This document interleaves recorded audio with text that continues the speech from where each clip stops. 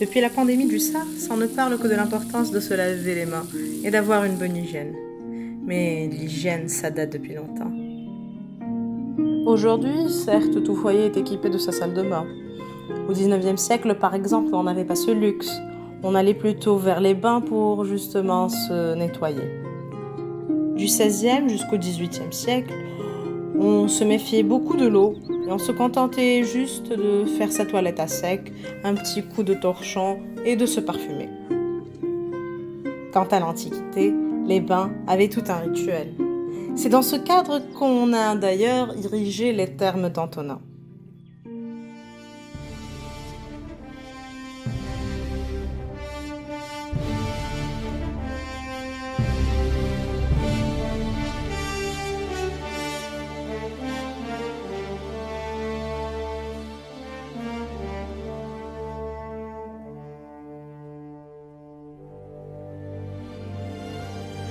Sur une commande de l'empereur romain Antonin le Pieux, une des plus grandes thermes d'Afrique, ont vu le jour sur les côtes de Carthage.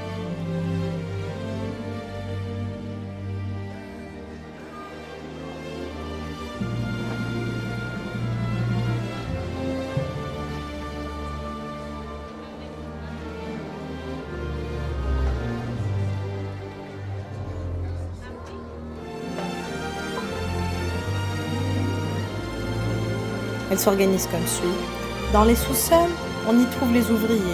Ils rangent les huiles, s'occupent des serviettes.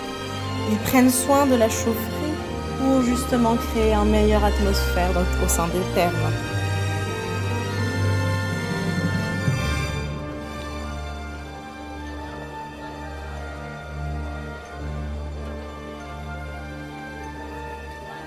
Au niveau supérieur, les usagers s'adonnaient à différentes activités, du sport à la baignade dans les piscines extérieures.